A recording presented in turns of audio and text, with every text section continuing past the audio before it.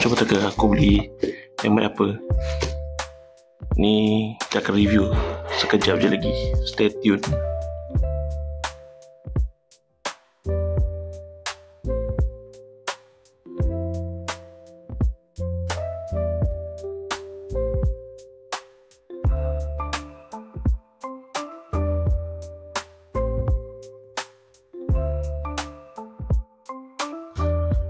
Okay, mula-mula kita unboxing dulu.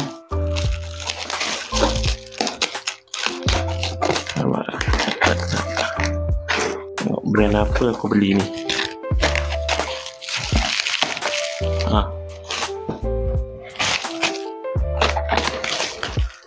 Okay, kawan dah nampak kan, X dot, helmet X dot.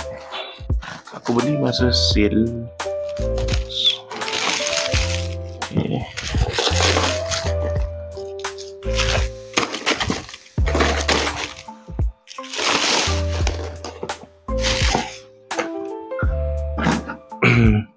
Ni aku beli brand ni. Okay, tengok. Okay, ni aku beli masa sale 33 kat TikTok dalam RM84 set postage. So ni harga mahal lah, yang ada sirim.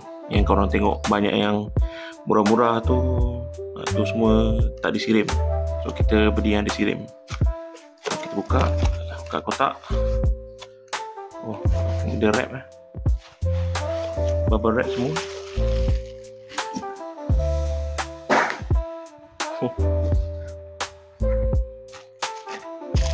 Original.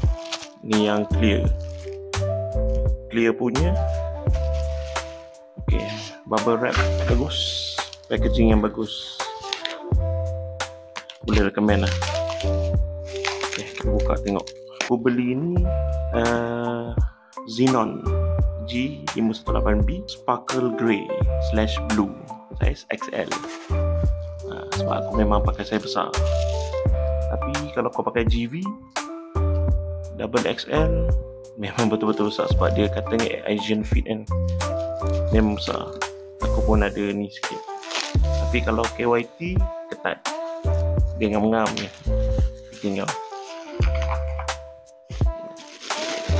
Bonjol ni. Buka dulu. Kita buka.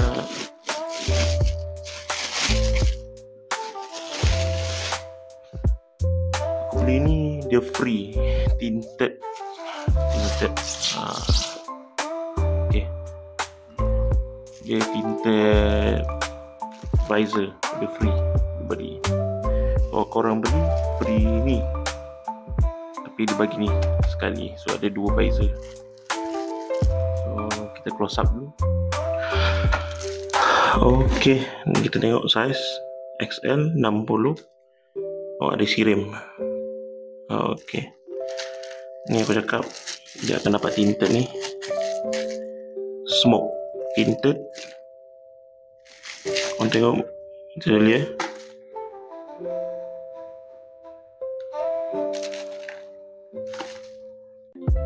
Okay lah, nice. Okay, dia ada 2 lubang abang kan macam ni.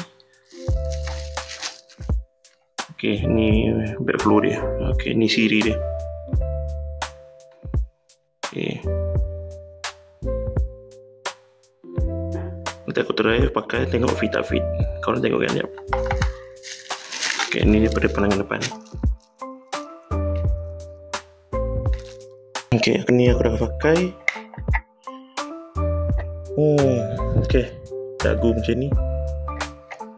So korang boleh tengok side tepi, side profile dia fit lah, dia fit. So dia macam kedap angin sikit. So okay, kalau tengok kiri dan kanan pandangan. Okay, side profile pula tengok.